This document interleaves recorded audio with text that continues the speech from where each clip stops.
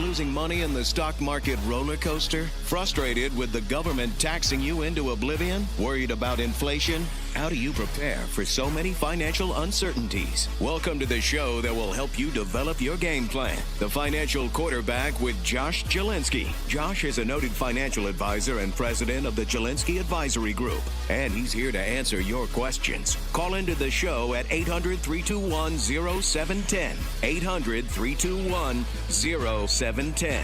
Now, let's kick off your financial future. Here's Josh Jelinski. So we got George Gammon talking about rate cuts and everything else. Let's get right to it with the Sahm rule.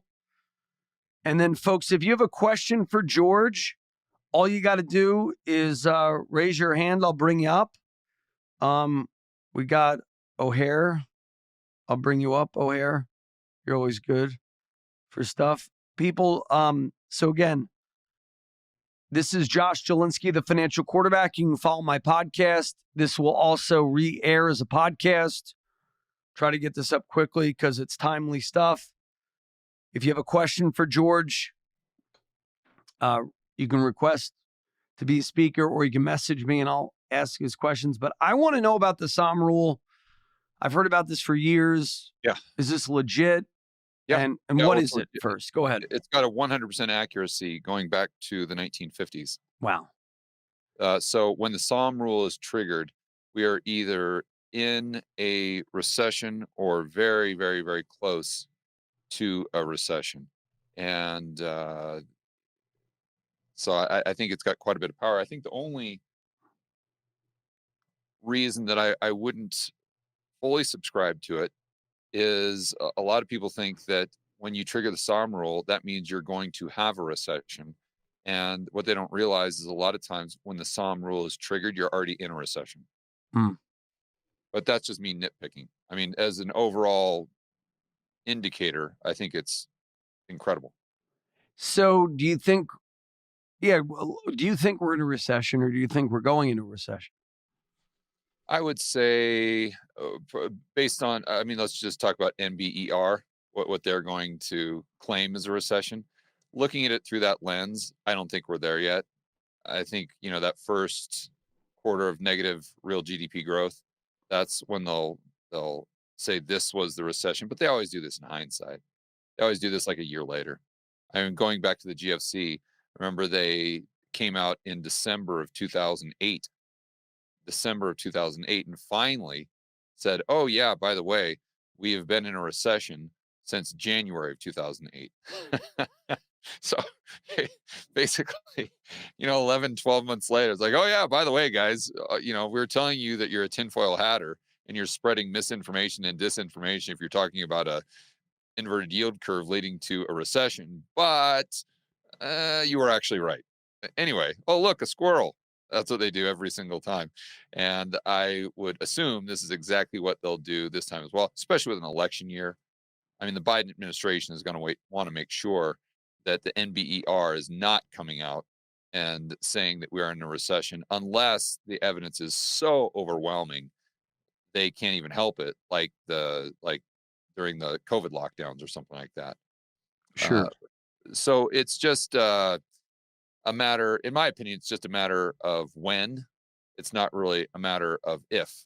And what we have seen pretty much since we got that soft CPI rating or CPI read the other day, to me, the market is waking up to this, because I always say on my channel that we go through these cycles where bad news is good news only to a certain point, because we get the data that's becoming soft, unemployment rates going up.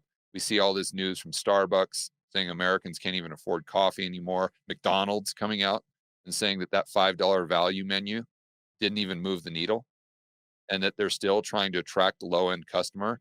And if that doesn't do it, what does? And the fact of the matter is that those Americans are just broke. I mean, they've had their purchasing power decrease since 2019. Sure, their nominal wages have gone up, but so what? If the rate of inflation or the prices of the stuff that you buy daily is going up at a faster rate, and we've been able to kick the can down the road, but the lack of purchasing power, the decline in purchasing power for the average American is now coming to the surface, and it's time to pay the fiddler. And the market is waking up to the fact that, oh, wait a minute, lower interest rates aren't necessarily stimulus. Oh, wait, lower interest rates aren't actually a good thing. They're a bad thing. They're a bad thing because the reason we have lower interest rates, the reason the Fed is going to raise rates isn't because we're getting a no landing or a soft landing and they're just magically bringing the inflation rate down to their 2% target while the economy is booming. No, it means that the economy is collapsing, that the economy is going through some very, very difficult periods, which even if they lower rates, isn't going to move the needle. And the market, and it's when the market goes from this narrative of bad news being good news to you get that paradigm shift where the market wakes up and realizes that bad news is actually bad news. And I think we started to see that when we got that soft CPI print the other day and the NASDAQ tanked when you would expect it to go up. And then we got the market confirmed that when Powell came out on Wednesday and gave a very dovish press conference. The market absorbed that, and you would expect to see the stock market go higher because he's dovish, right? And lower interest rates means higher stock market. But then we saw the exact opposite. And yesterday, even after the market was pricing in what Powell said, we still saw significant declines. And today we saw just, well, I mean, the market's only down by 600 points, which in percentage terms isn't a lot. But when you think about what it's telling you, the signal that it's telling you, combined with what we're seeing in interest rates, that's where the move has been profound. It's not just in the stock market, it's in interest rates. When you look at the 2-year, when you look at the 10-year, when you look at the 30-year, when you look at the curve starting to uninvert due to a bull steepener, that's the real story here. Yeah. Explain that for people who don't know what you're talking about. So the curve inverts before we get a recession. This has happened every single time going back to the 1950s, where the inverted yield curve has preceded every single recession hard landing we have had. But the hard landing of the recession very rarely happens when the curve is inverted. It's when the curve uninverts. And it's very important to distinguish between the two ways the curve can uninvert. Number one, you've got a bear steepener, and I'll explain this in a moment. And number two, you've got a bull steepener. So the curve inverts when the long-term interest rates go below short-term interest rates, which if you just think about that logically, it doesn't make any sense. Because if I'm going to loan you $1,000 for a week compared to, let's say, 10 years, I've got far, far more risk in loaning you that $1,000 for 10 years, and therefore I'm going to charge you a higher interest rate. That's why the curve naturally is steep, meaning short-term interest rates are lower than long-term interest rates. So when that curve inverts, it's very atypical. It tells you there's something fundamentally wrong with the economy. So then what happens is the curve eventually steepens out again to where long-term interest rates are higher than low-term interest rates or shorter-term interest rates. But that can happen one of two ways. You can have a bear steepener, and that's when, let's say you've got, I don't know if you can see, well, we're on Twitter, so you can't really see, but let's just say that you've got Fed funds at 5.25%. And let's just say that the 10-year Treasury is trading at 4%. Well, a bear steepener would be the 10-year Treasury going higher and higher and higher and higher and higher and higher, let's say up to 6%, 6.5%. And the long end of the curve is going up while the front end of the curve is staying the same or going up at a slower pace. That would be a bear steepener. And actually, that's what signals the economy is healthy. That can signal one of two things. One, you're in runaway inflation, or the economy is actually running on all 8 cylinders. And therefore, there's nothing to worry about. And why? It's because the banks are using that balance sheet capacity not to buy treasuries, but to take risks and to lend into the real economy. That's why the curve is steepening out. That's why the long end is going up. Now, the opposite is the bull steepener. This is when short-term rates go down faster than long-term rates. And this is the bad steepener. And that's the market, the treasury market, telling you that the Fed is not only going to drop, but they're going to drop probably sooner, and they're going to drop more than you are expecting, because the stuff is about to hit the fan. And going back to the Sahm rule, going back to the uninversion of the curve, going back to the 1950s, not only has the inversion preceded every single recession, but the uninversion that we see every single time is a bull steepener. It's a bull steepener. And I mean, you see this all the time. You're in markets. You have heard the narrative for the last 6 months. Oh, the yield curve is dead. Don't look at the long-term interest rates. They don't matter anymore. You've heard every excuse under the sun as to why this time it's different. Oh, this time it's different because the Treasury is going to issue so much debt, because of the deficits and the debt, that the long end of the curve is going to go up, and we're going to have a bear steepener. Or, oh, we've got reflation because of China, because of India. I mean, you throw in the excuse as to why this time it's different. But this time it's never different. It's never different this time. And that's exactly what we're seeing play out over the last couple of days, is all of this talk that we've heard about reacceleration of inflation and a reacceleration of the economy, and all this talk that we've heard about the long end crashing, meaning yields going up at the long end due to a bear steepener, is all, in my opinion, been completely debunked. It's been proven completely wrong when you just look at the price action of what's happening in the bond market. And to tell you how extreme this is, just today, the 2-year Treasury is down almost 30 basis points. 30. And keep in mind, this is after the market has had the opportunity to digest and price in everything that Powell said on Wednesday. So the 10-year Treasury, as you would expect, is down as well, but it's only down 17 basis points. So what does that tell you? That tells you that the 2-year Treasury is going down at a much faster pace than the 10-year, i.e., a bull steepener. The exact same thing that we have seen play out in every single cycle going back to the 1950s. This time, it's not different. It's never different. It's just that's always the narrative leading up to the stuff hitting the fan. We're with George Gammon. Make sure you give him a follow on Twitter. Also, YouTube, subscribe to his George Gammon. Does a great job on YouTube. What about people say we're only 5% off the highs? This really isn't anything to be alarmed at. We're in an election year. Unemployment is generally low. Housing is very strong. We still have low inventory. Energy has been kept low, so we'll get that inflation back up as soon as energy prices go back up. So really, we have nothing to worry about. Yeah, it's looking in the rearview mirror. So we're not looking in the rearview mirror. Look, setting up your portfolio is not about what's happening today. It's about what's going to happen tomorrow. And you could have made the exact same argument back in the first quarter of 2008. You could have made the argument in the second quarter of 2008. But you would have been wrong. Now you say, George, well, maybe that you're comparing apples to oranges. No, I'm not. I'm comparing apples to apples. Why am I saying that?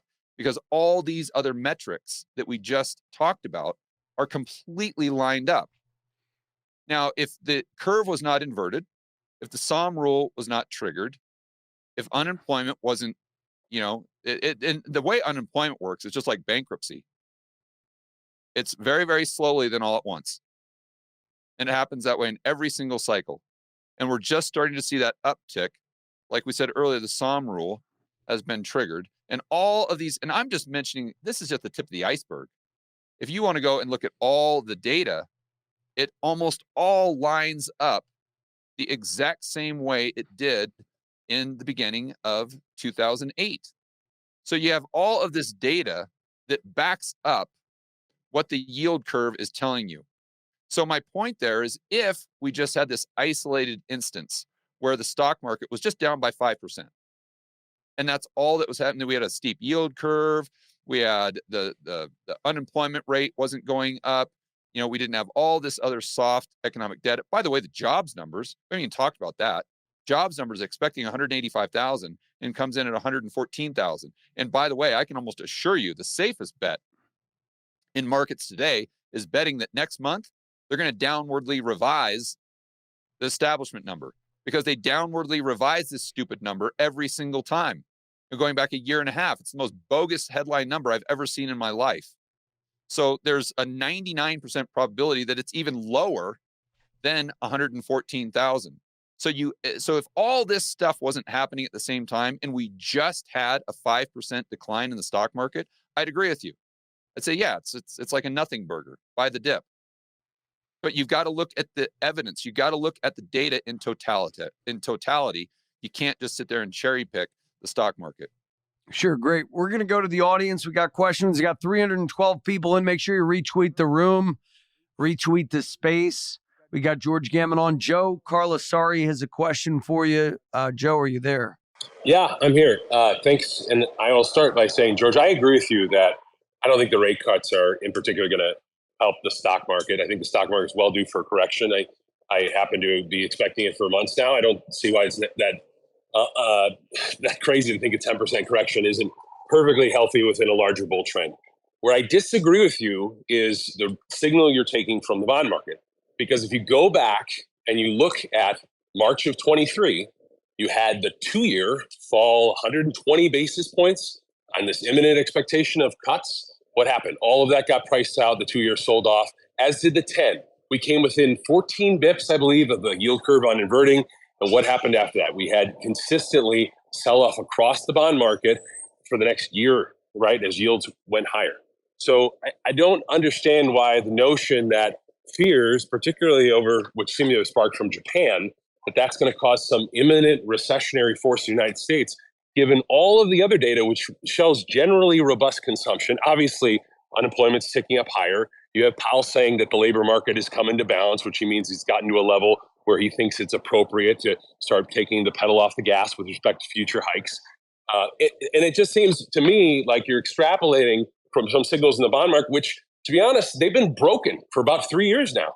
The bond market was pricing in rapid cuts all throughout the end of actually 2022. Then they had 6 cuts priced in at the beginning of this year. All of them have been priced out. I mean, the bond market's wrong all the time. And you know, you can go, look at historically how the bond market has priced in cuts in the 70s and the 80s, which never materialized and got priced out. They're just traders. They're human beings. So, all of these market-based signals are subject to vagaries, and they're subject to the fact that they can be, impacted in real time, and they're traders that are scared and nervous to a developing situation abroad. So I just don't get the conclusion that because of the fact that there's been a sell-off, or a bid of the bond market, that and the yields have fallen precipitously, that means we're entering some huge recession.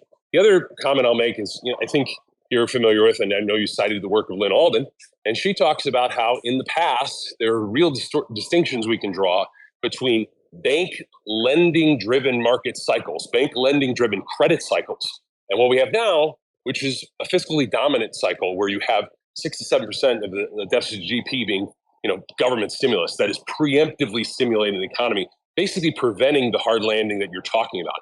And that's far more impactful, in my view, than rate cuts or rate hikes.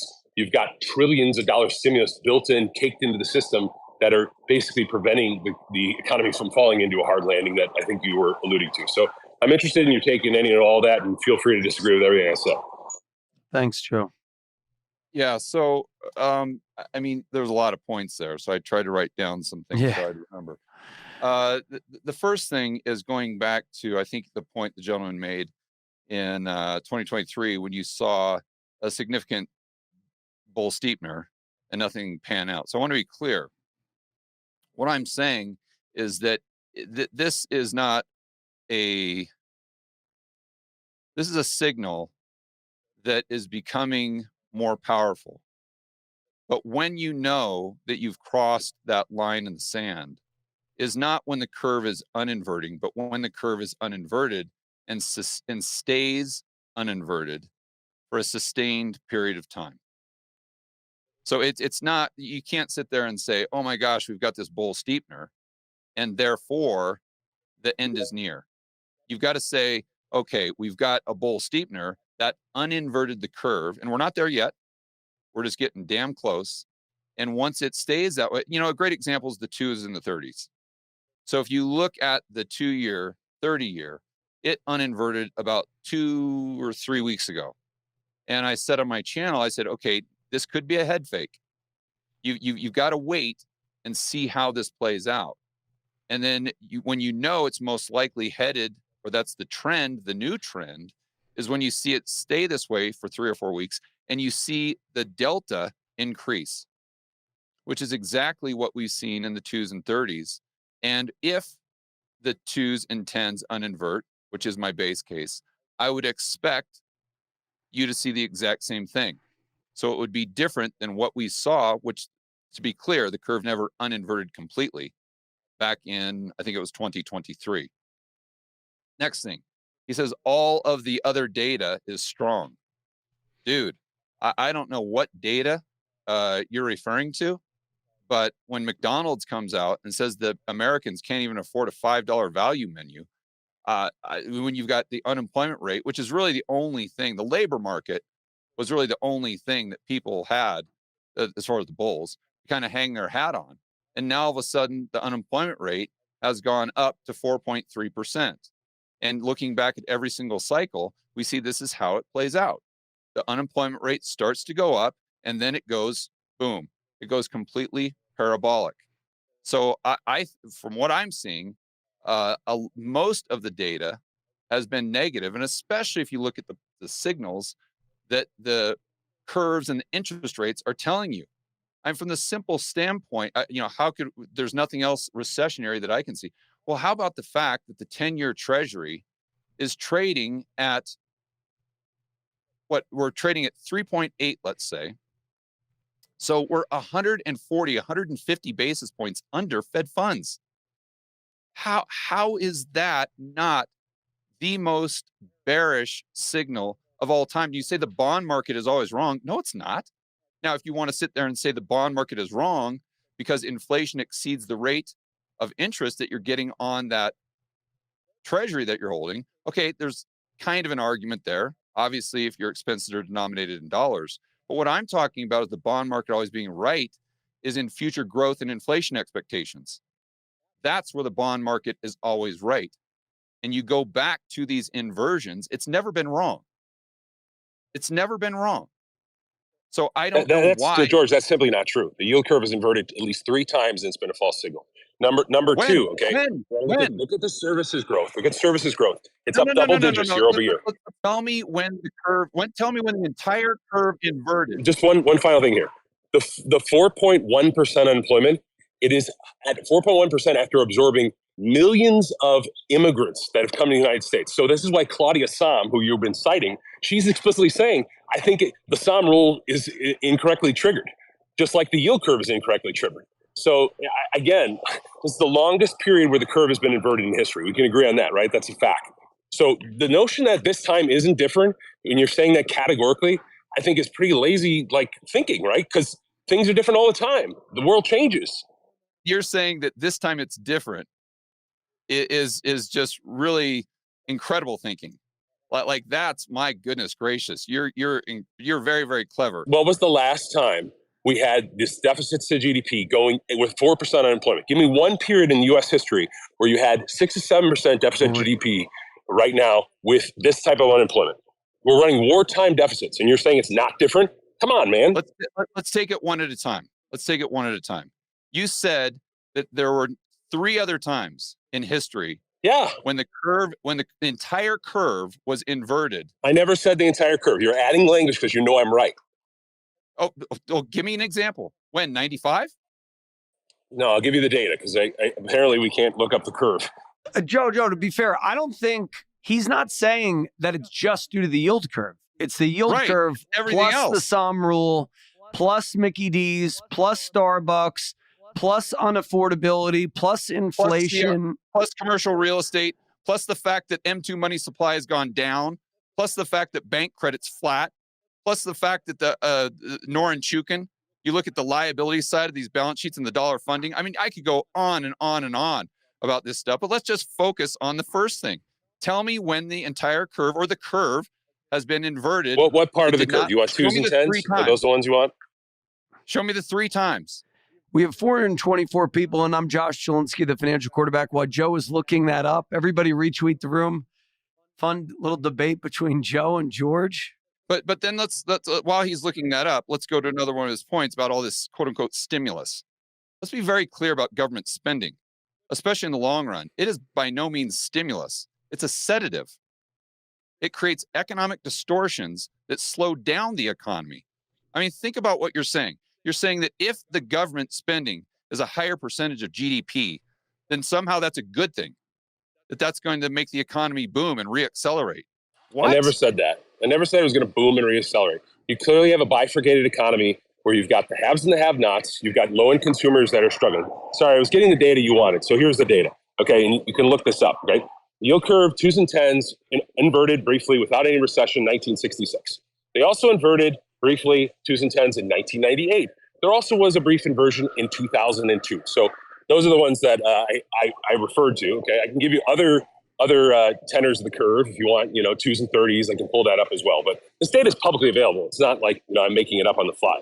So here's the thing: like the situations are different, right? I know there's the slogan, right? And we can all respectfully think it's dangerous to say this time is different, right? There are signs, but there are real reasons why this time could come out in a material differently way than other times, right? You have had, what I don't like it because it's not an economic term, but you've had rolling recessions through the economy, I think arguably since early 2022. I'm very curious to hear your explanation as to why the 10-year Treasury yield is trading 150 basis points lower than Fed funds. Yeah, so here's why. Because ultimately the long bond traders believe that the Fed's going to get inflation under control, even if they have to trigger a recession. But they're You mean a recession? Oh, what? A recession? I thought that was impossible. I thought this time it's different. No, I first of all, nothing I'm saying says there can't be a recession, right? There can easily be a recession. But then this time it's not different. What is, if you're saying that this is likely going, or this could lead to a recession? Yeah, anything could happen, right? There's a 1 in 5 chance of recession every year. That's historically since the 1930s, right? So saying a recession is coming is not a really bold call. It's like, yeah, there's a 20% chance this could happen. I mean, it's kind of like the question is, are we headed for an imminent financial collapse? You're drawing parallels with 2008. Now you're putting words in my mouth. You invoked 2008, right? I'm talking about using that as a comparison as to when the data was similar to what it is today. That doesn't mean that I'm saying that my base case is that we have a GFC 2.0. My base case, okay, fair enough. The yield curve is not incorrect, that it's not different this time, and that we do have a recession. Then that's what this is all about. So I don't know that we're disagreeing on that. Yeah. We're not disagreeing on that. I would grant you the 1960s, but outside of that, I would look at the entire curve.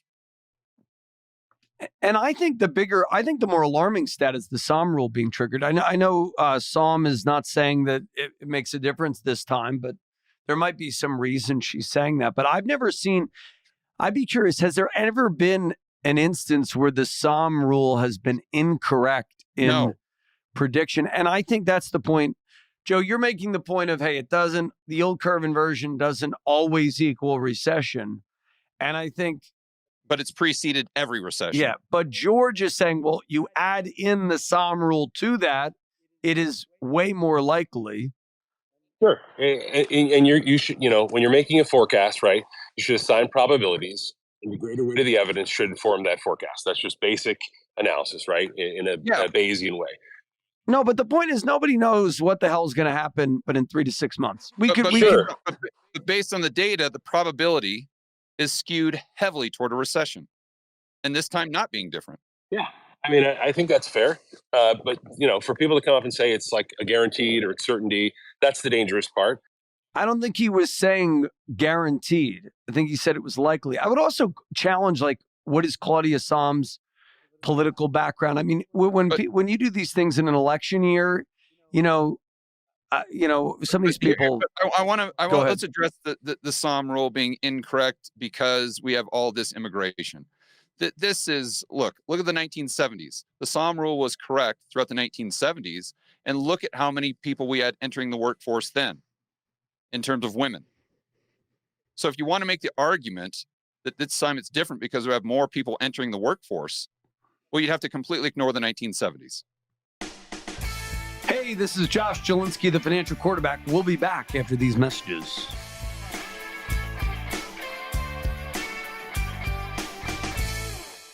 So you've done a pretty good job of investing one way or the other, but you're not sure if your portfolio is efficient or balancing growth with protection. In other words, your plan consists of a drawer full of statements. That's not a plan, that's hope. But the Jelinski Advisor Group is here to help you fix it. What's even better, for the next 10 callers, we're giving away our comprehensive financial game plan review free. This analysis will include a complimentary report and risk assessment to help you recognize unnecessary losses and potentially have you experience growth in your portfolio. A tax analysis to reveal how much you could possibly reduce your taxes and increase your cash flow. And a customized income plan utilizing proven strategies to take the worry out of living in retirement. But hurry, this comprehensive and complimentary game plan is only available to the next 10 callers. Call now, 888-988-JOSH, 888-988-JOSH, 888-988-5674. Jelinski Advisor Group does not offer tax or legal advice. Interested parties are strongly encouraged to seek advice from a qualified tax and or legal expert regarding the best opinions for your particular circumstances. Past performance does not equal future results.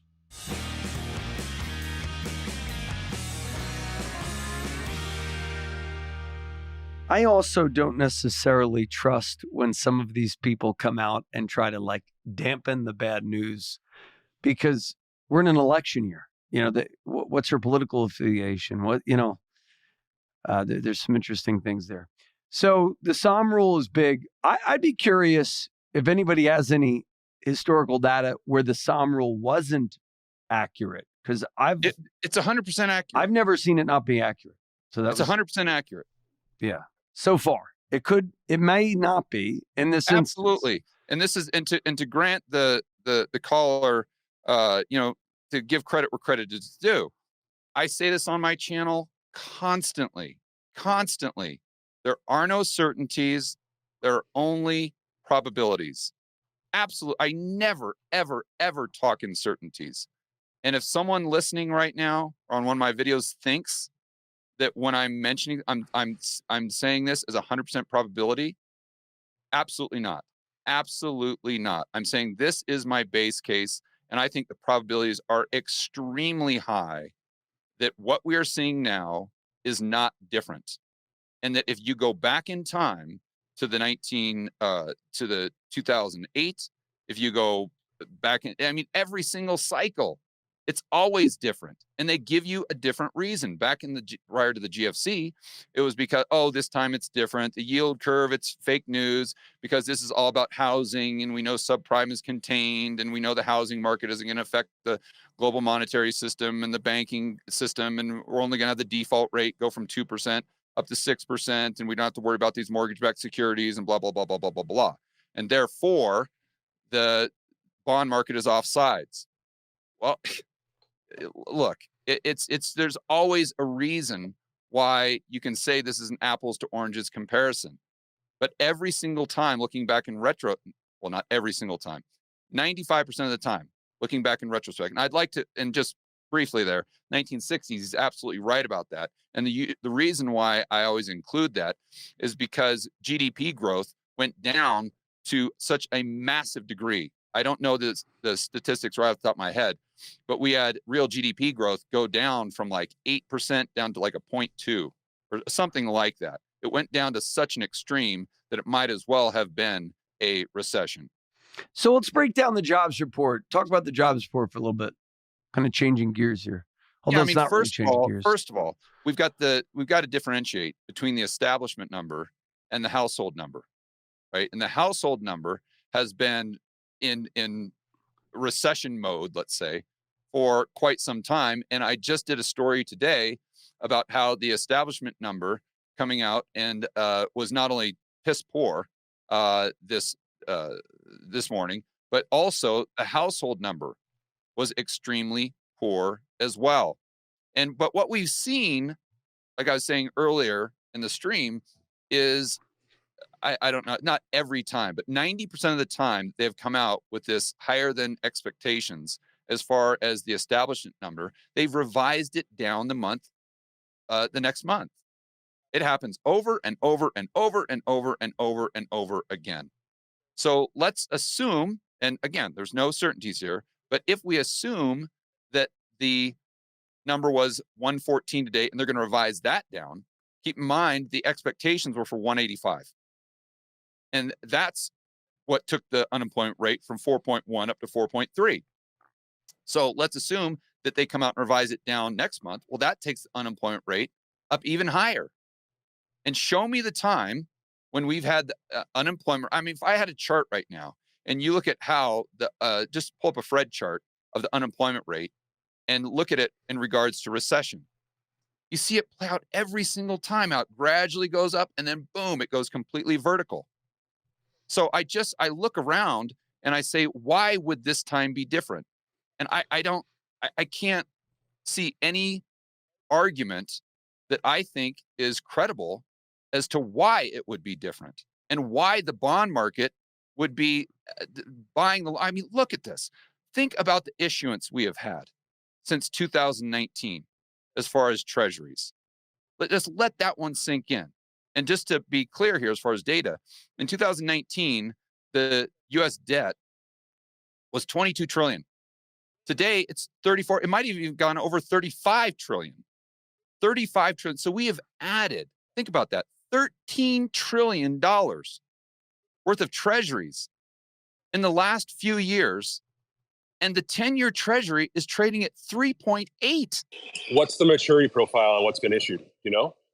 Who cares? Think Oh, about it matters. Think about, it matters in how Janet Yellen decides to fund the government. No, I think it matters. If she's funding with short-term paper, why would it's basic supply and demand? Why would 10 years move if no 10 years are being issued? And what we know about the maturity profile is that the average maturity is 6 years. That's the data. Okay, so she's not issuing at the long end. So there's a dearth of supply. Basic economics, small e economics, supply and demand, lack of issuance at the long end means that yields will be depressed at the long end. but it still goes back to growth and inflation expectations. And if growth and inflation expectations were higher. True. Yes, absolutely. But supply matters. Supply, when you're making a supply argument, supply matters, which is what you just did. No. I'm not making a supply argument for interest rates being where they are. I'm saying in spite of all the issuance that we've had throughout the entire curve, we still see the 10-year trading at 3.8%. If you're not issuing 10 years, why would they go up? You're not getting any supply there. Because if we were experiencing growth and inflation expectations like what you're talking about, that the economy is running on all 8 cylinders, that the economy is on fire. Look at the you said at the beginning of this. You said, look at all of the data. No. We're George. We're inflation expectations are anchored. They're well anchored, and you've got growth expectations in the high 2s. So where's the 10-year at? You've got growth. The 10-year, again, let me be clear. The 10-year is trading 140, 150 basis points under Fed funds. That's and not it's above real GDP, right? No, but look, that's not a prediction as to where interest rates should be. What that's sure telling you, it's based on growth. You just agreed. Interest rates are reactive to growth. You just said that. I'm quoting you. I'm talking about the trend. I'm talking about the trend. The trend is higher nominal growth due to excess fiscal spending driving up rates. That is what's baked into the market right now. Look, if the trend was higher, you wouldn't see the 10-year treasury going from 4.3 down to 3.8. If the trend in future growth and inflation expectations was higher, you would not see that price action in the treasury market. You would see the opposite. Why not? We saw that for the last 2 years. We see it bump up to 5% and then it gets bid. So it's trading within a range where the higher floor. Right. I'm not saying that you can confirm this yet. I'm not saying that you can, ride off into the sunset and say, oh, yes, the yield curve was 100% certain. Again, you're not going to be able to tell that until hindsight is 2020. I grant you that. I absolutely grant you that. But what we're seeing would lead you to believe that the probabilities are high that we're going to get that inversion in the 2s and 10s, and it's going to be sustained. It's going to be sustained, and it's going to play out regardless of where the issuance is. And my point is, if you were correct and that the probability was low that we're going into a recession, and this is just fake news and it's different this time, you would see you would not see the 10-year going from 4.3 down to 3.8. You would see the trend in the opposite direction. Yeah, exactly. Because you're seeing a flight to safety. Didn't we see the exact trend reversal in March of 2023, where the 10-year fell, the 2-year fell 140 bips in a day or two, or actually 4 days? Yeah, could happen. Could happen again. That could be. I mean, I don't think he's disagreeing. So again, it could go. We could see this could be a blip, and the yield curve could continue to invert, and we could be 6 months from now with 10 years bearing down at 5%. And then what will George say? Then we're still on the verge.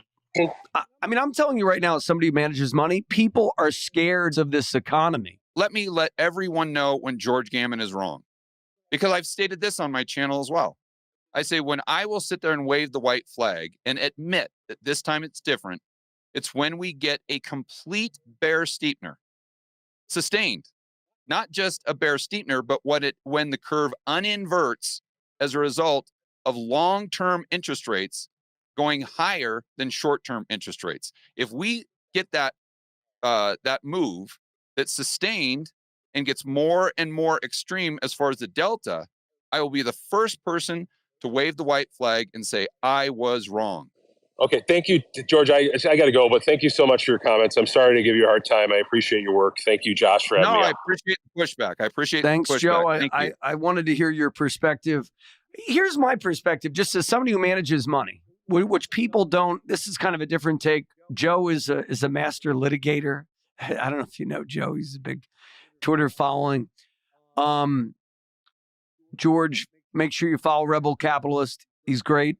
And I love that we could have you on with Joe, kind of giving the bullish take, and you're giving the bearish take. It looks steel sharpens steel. Yeah. So right? The last thing I want to do is be in an echo chamber of people that just agree with George Gammon.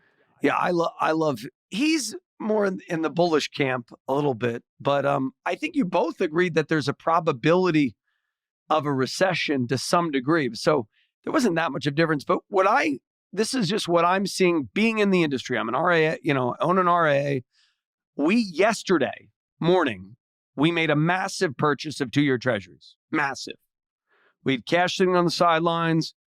We flipped it. We bought, I think, 4.2. I got it at 4.2 for we bought about $39 million worth of 2-year treasuries.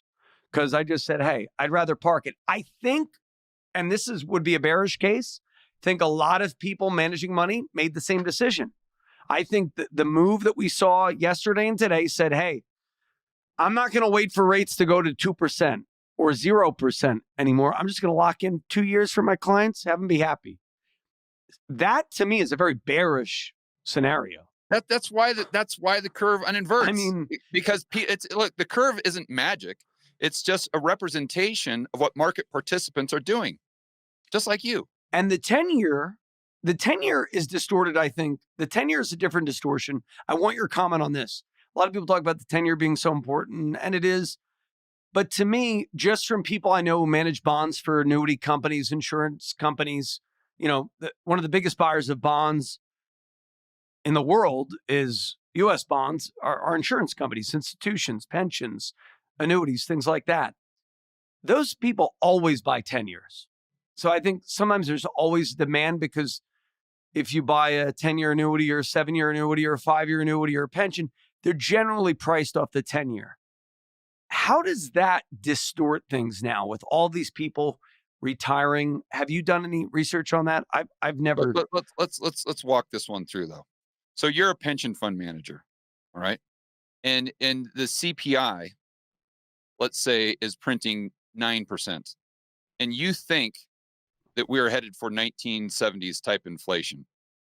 Are you going to buy a 10-year at 3.8%? No, but I think they think we're headed to a recession or lower rates, so they'd rather lock in 10 years at 4%. That's exactly what I'm saying. Exactly what I'm saying. That's it. That's what the yield curve is telling you, that the insiders, the financial insiders, would much prefer to own a 10-year treasury, or I'm just using that as a proxy for long end of the curve, because they want the juice, right? They want the juice that they're going to get from duration. Yeah. So that's why they're going as far out the curve. So they're going into safety and liquidity instead of taking that balance sheet capacity and taking more risk.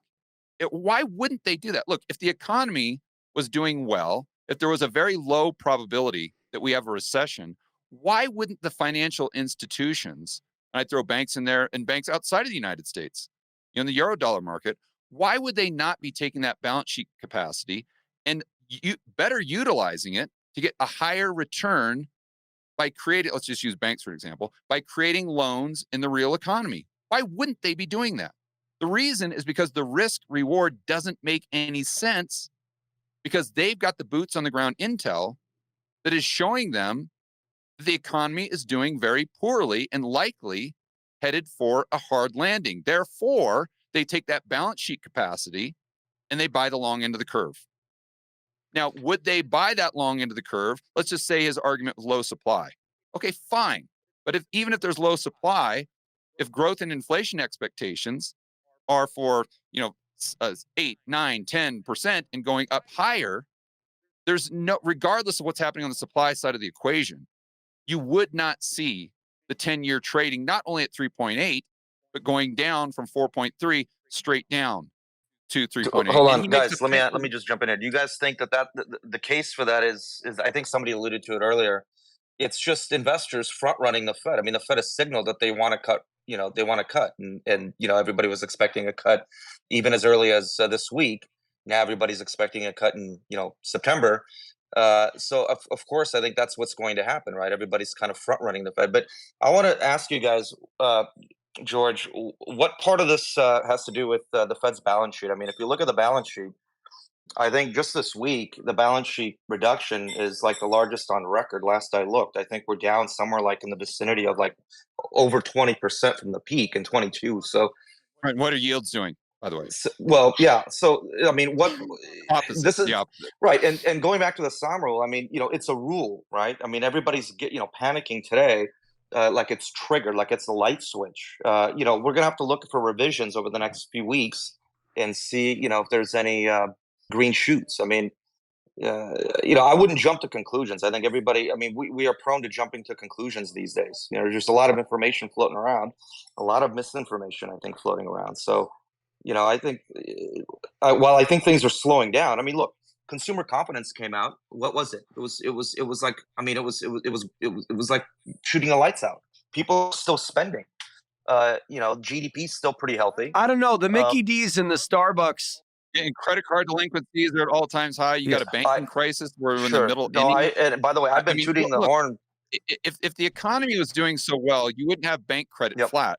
You wouldn't show me the time when M2 money supply has gone down over a 2-year period, and we haven't been in not a recession but a Great Depression.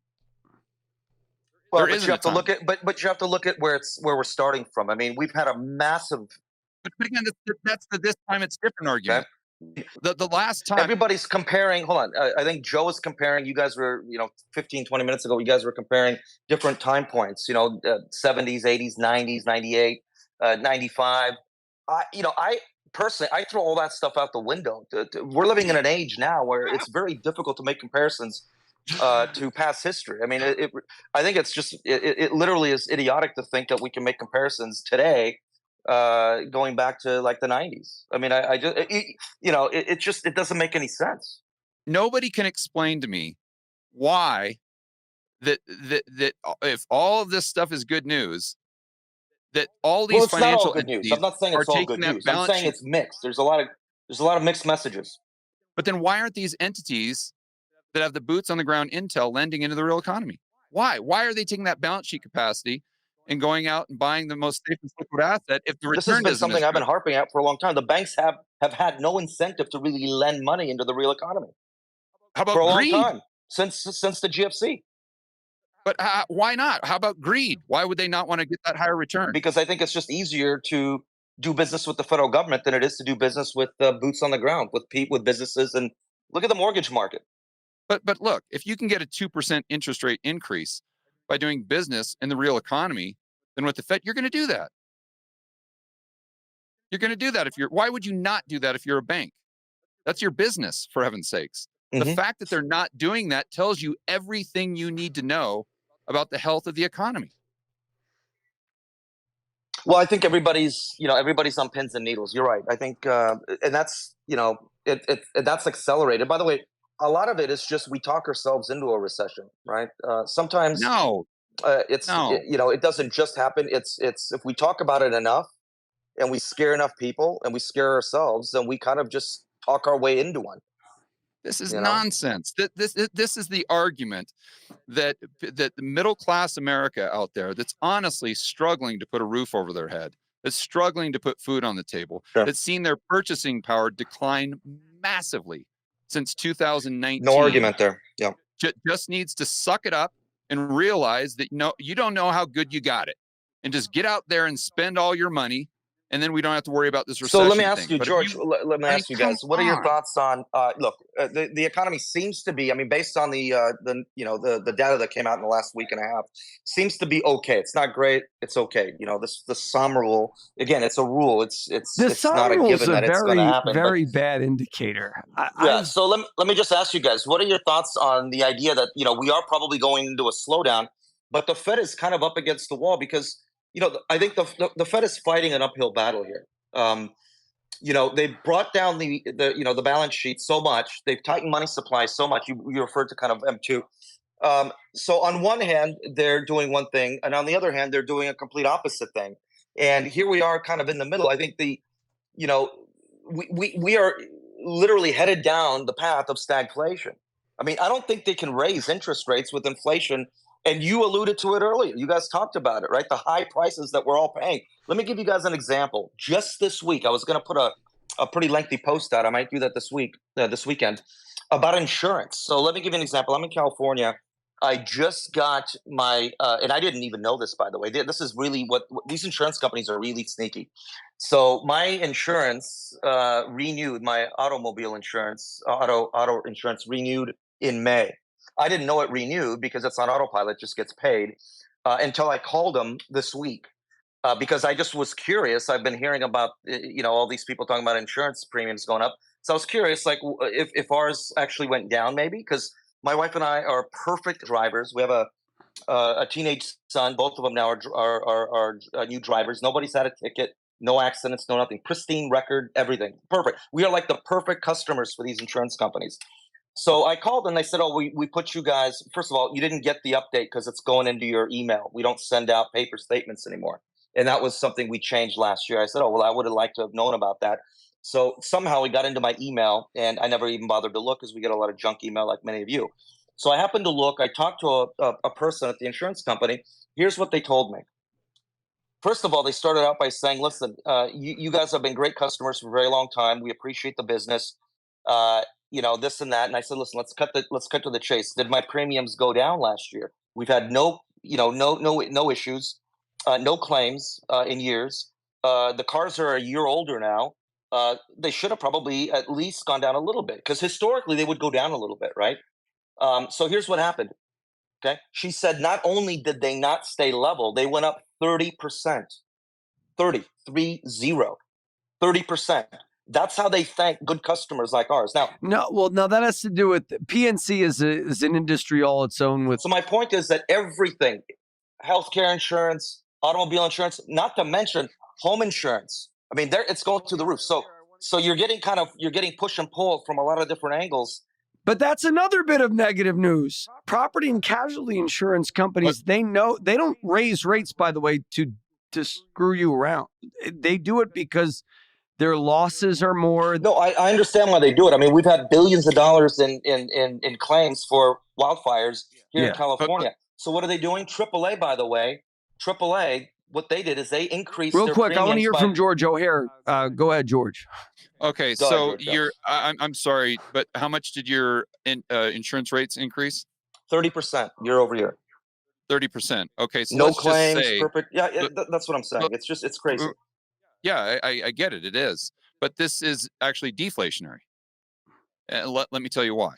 Okay. Because when you get short-term increases in inflation without a corresponding increase in the money supply, then you're robbing Peter to pay Paul, and eventually those higher costs are going to lead to deflation because you've got to take that purchasing power away from something else. So let's just say that 30% increase in your insurance represents $1,000 a year. Okay, that's $1,000 that you're not going to be able to spend at Walmart, Home Depot, Chipotle, Target, etc. You're seeing that. You're right. Look at the number you guys mentioned: Starbucks, McDonald's, a lot of these places, which we don't usually go to. But right. So what people have to do is they have to prioritize the stuff they need, and they have to forego Sure. spending on the stuff they want. But then Right. what happens is all the companies that provide the stuff you want have to start firing employees. And as a result, aggregate demand goes down. When aggregate demand goes down to a Right. point, it actually starts to influence the price of the stuff you actually need. And then those prices go down. And then we come in with a response from the government, which leads to likely higher consumer price inflation after we go through that disinflation or deflationary period. Look, my base case is absolutely, we will see an inflationary decade in 2020s.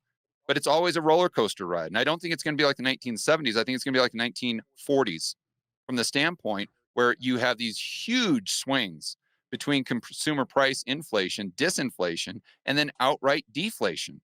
I mean, I was just looking at a chart when you were speaking there, and going into 2008, the CPI, and I don't know if this chart is too accurate, so you'll have to fact check me on this, but the CPI was higher than it is today.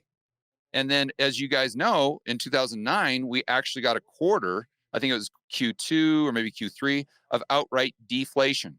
Outright deflation. See, but George, And I don't think we're going to have that. I mean, if you think about in past history, if you look at how stable incomes were, for example, minimum wage, just in the last 3 years, minimum wage, all across America has gone up exponentially. Yeah, but you could say as a counter to that, companies are now going with AI and they're going to replace the minimum wage worker with a robot. $20 minimum wage. If the guy at McDonald's making your cheeseburgers making $20 an hour, just work that way up to skilled labor, up the food chain. So those price increases we still have not seen. A robot's going to be flipping the burger. Yeah. And therefore, that's going to decrease the aggregate demand. And that just exacerbates the problem that I'm talking about. Yeah, they're going with robots. You go to Walmart, you have to check out your own groceries yourself. At a certain point, the margins for these businesses can only shrink to the point of almost zero before they have to start laying people off, firing people. You can't just have wages keep increasing and increasing and increasing into infinity and beyond if you don't have the banks lending, creating more currency units, and therefore creating more money supply that leads to the 1970s when you see the money supply going up in a straight line, or else you're robbing Peter to pay Paul. No, that's great. So I want to talk a couple more things as we wrap up the interview. Anything you wanted to talk about today that you didn't talk about? Then I want to ask you about TLT and ask you a couple other things. I mean, I think that's it. The back and forth that we've had has been fantastic, and hats off to these gentlemen that have made some very, very valid points. I disagree with them, but I think they've made valid points, and they've allowed the audience to hear both sides of the story so that they can make their own decisions on what their base case is, again, based on the probabilities and not certainties. Yeah, and I think the Sahm rule is just, I remember one time I first heard about it through a guy, Stan Hartley. He was running all these charts, and he had his own rule that was very similar to the Sahm rule. And he went back to through 100 years, and he said that this thing is a pretty good predictor. Yeah, and if that was the only thing.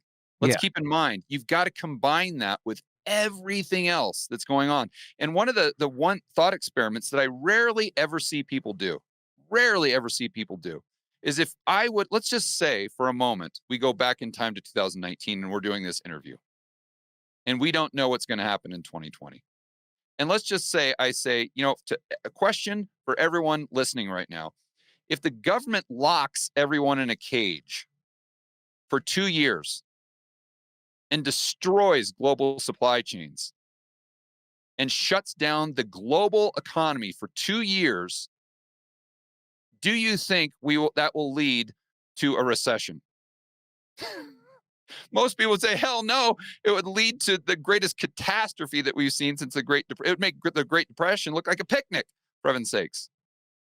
So if that was your base case, or if that was your opinion, 2019, what has changed? What you're saying that, well, we're just going to get out of this scot-free, that we're going to shut down the economy, the global economy for 2 years. And just because we hand out some stimmy checks and some PPP loans, then that's going to solve all the problems. And we're never, ever, ever going to have that recession or Great Depression. And it's just off to the races. That we've somehow found this magic formula to economic growth, and that's locking everyone in a cage for 2 years. When you think about it in those terms, it's like, yeah, obviously at some point in time, we're going to have to pay the price for all of those economic distortions that the government created. And we've been paying the price as far as lower purchasing power because inflation has exceeded the rate of income growth for most Americans. But it's also at a certain point, you're likely, and again, no certainties, but you're likely going to have to pay the price in the form of negative real GDP growth. As we conclude the interview, George, follow George Gammon on YouTube, Twitter. We have 654 people in the space now. Make sure you retweet the space. Thanks for joining us.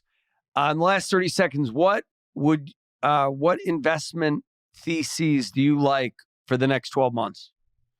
Well, no. We're not giving investment advice, of course. Yeah, I can just tell you what I did yesterday. In fact, I've got a model portfolio for my community, and in the model portfolio, it's gold, T-bills, and I was taking the interest from those T-bills, and I bought call options on the NASDAQ. That was back in April, and I sold those a few weeks ago when we had that soft CPI print come out, and the NASDAQ took a nosedive, because that invalidated my thesis. So I'd made a lot of money on that, thank goodness. And I sold immediately when the price action went the wrong way. And today, the price action that we've seen in the bond market now, if we've seen this price action or the yield action when Jerome Powell was talking, that would be one thing. But we're seeing this after everything he said has been priced in the market. So then what I did is I looked at call options on the TLT, and I saw that they were pricing in effectively, they were pricing in about a 1% chance that the 10-year treasury, the long end of the curve, would go back down to where it was in 2019. About a 1% chance. And I said, I think that's completely wrong. And so I went ahead and I bought a substantial amount of calls on the TLT yesterday morning. And so far, knock on wood, that's been a big winner. Yeah, great. Well, thank you so much, George. And I've got gold, and I always have gold. I want to make sure I say that I always have gold. That's the starting point in the portfolio, and we got the gold, the T-bills, and then we're going back and forth with these call options. But that's just me telling you what I'm doing with. Yeah, not giving any investment advice. Just curious to know. Thank you so much, George. Follow him, The Rebel Capitalist. Subscribe to his YouTube channel. Follow him on Twitter. Retweet the space. And thanks for joining us, George, as always. Thank you for having me. And thank you to the people that were pushing back on my hypothesis. I sincerely appreciate it. You notice they didn't give, though, I will tell you, they didn't give much of a bullish case. Like there isn't. You keep pushing them, and we're like, well, yeah, we're kind of headed for a recession, but this time it's different. Yeah. not to poke fun at them. I think fundamentally, knowing Joe, and actually, I think people fundamentally believe that the government kind of undergirding that bullish case is that the government will do whatever it takes to not have the thing break. Stimmy checks. Yeah. They'll helicopter money, No, I totally agree with that. I totally agree with that. I'm just talking about they're always behind the curve. And I don't think they're going to do that until, pardon my French, I don't think they're going to do that until it hits the fan. Yeah, until after something breaks, which something may have broken this week. That's right. Thank you so much. Everybody follow us and follow the room. Follow me. I'm your financial QB. If you like what you're hearing, we have a lot of great guests on. Thank you so much. Take care.